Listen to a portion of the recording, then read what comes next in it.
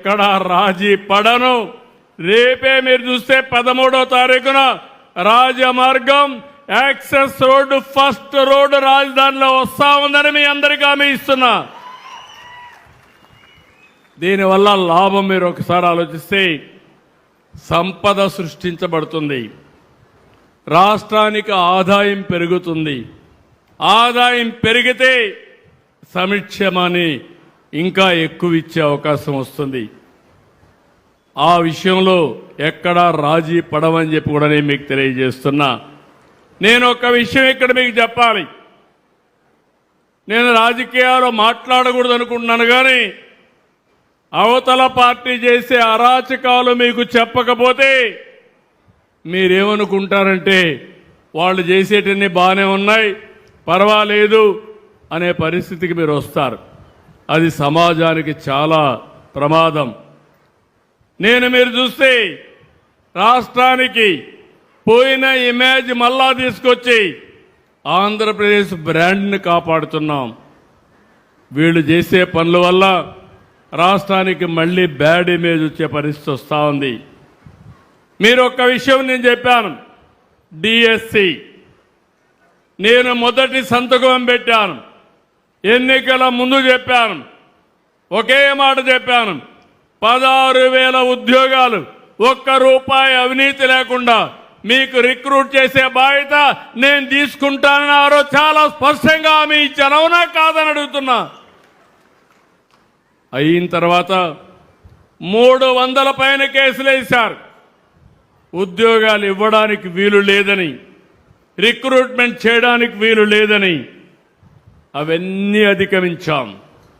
సంవత్సరంలో డిఎస్సి పెట్టి ఇంటర్వ్యూలు పెట్టి అందరినీ పిలిపించి కుటుంబాలతో సహా 16,000 కుటుంబాలు పిలిపించి వాళ్లకు నియామక పత్రాలు అందజేశాం. 1 ఇయర్ అయింది, ఉద్యోగాలు చేస్తున్నారు, పిల్లలకు బాగా చదువు చెప్తున్నారు. నిన్న మొన్న వీళ్ళొచ్చి మళ్ళా అవినీతి జరిగిందని పేపర్ లీక్ అయిన మాట్లాడే పరిస్థితికి వచ్చారు. ఇంతవరకు ఒక్కరు కూడా బయట వాళ్ళు చెప్పలేదు. ఎవరు రాజకీయం చేశారంటే గొడ్డలి పార్టీ రాజకీయం చేసే పరిస్థితికి వచ్చారు. ఆ విషయం మీరు గుర్తుపెట్టుకోవాలి. దీనిపైన కోర్టుకు వెళ్ళారు. కోర్టు మళ్ళా చీవాట్లు పెట్టింది, కొట్టేసింది. కానీ ఇప్పుడు కూడా ధర్నాలు చేస్తారు.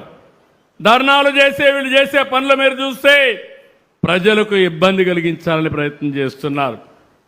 ఒక తరాన్ని నాశనం చేశారు. ఇంకొక పక్క ఇప్పుడు జంజీ అని మాట్లాడతారు.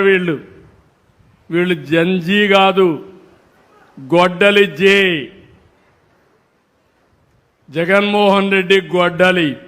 నేను ఒకటే చెప్తున్నా, మీరు చేసే అరాచకాల్ని ఎట్టి పరిస్థితుల్లో ఉపేక్షించే సమస్య లేదు.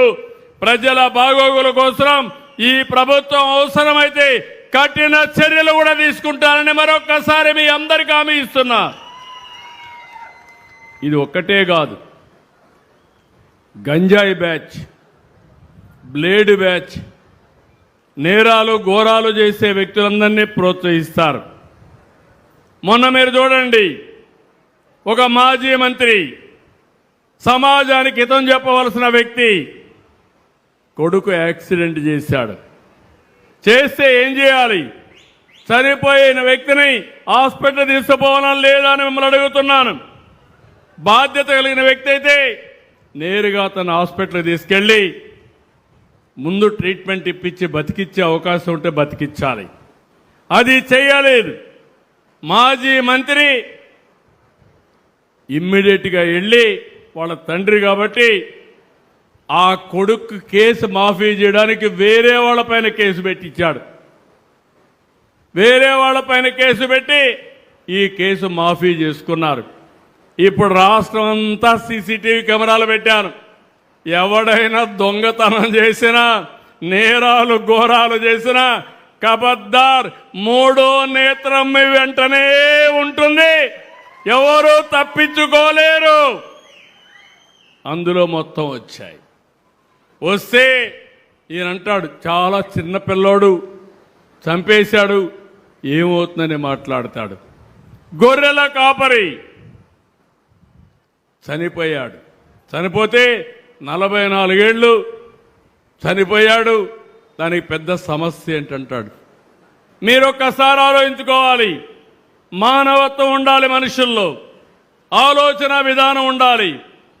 మొన్న దానిపైన చూడడానికి పోయి రోడ్డంతా